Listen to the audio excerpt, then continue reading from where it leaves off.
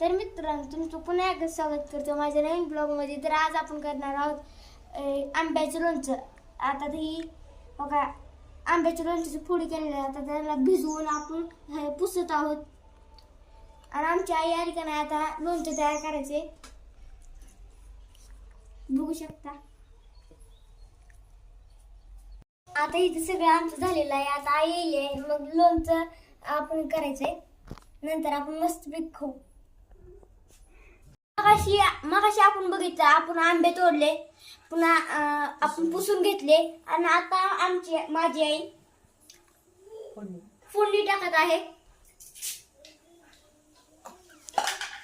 आता लोणचं घालायचे.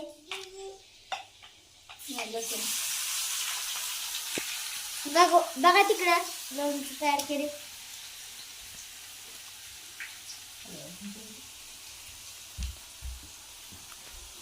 आता आई हलवत आहे. लसणाचा खूप चांगला वास येत आहे. पूर्ण घरामध्ये सुंदर वास येत आहे.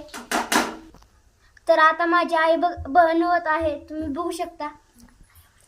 ह्याच्यामध्ये आपण ही केलंय, मोहरी वाटून टाकली आणि हळद आणि मीठ ह्याच्यात कालवलंय सगळं. आता ह्याच्यामध्ये आपल्याला लसणाची फोडणी द्यायची.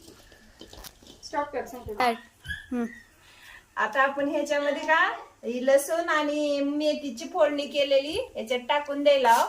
मग याच्यामध्ये आता ही याचा मस्त सुगंध येते आणि खायला पण छान लागते. आणि तुम्ही आता हे प्रयोग करून बघा असा की आम्ही बनवला असा.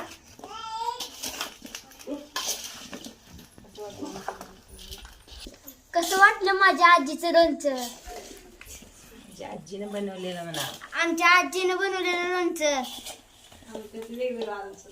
पण बघा.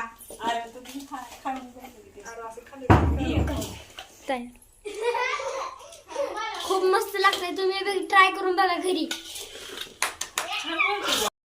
तर मित्रांनो, आता आमची आई हो का ह्याच्यात भरायले. आता ही भरणीत भरून घेते आणि ह्याला झाकण लावून ठेवलं की मुरतं 2-4 दिवसात. अशा प्रकारे भरायचं छान.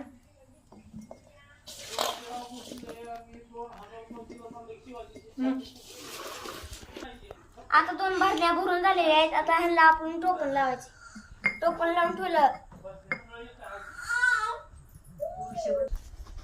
वर्षभर टिकतही असं लावून ठेवलं.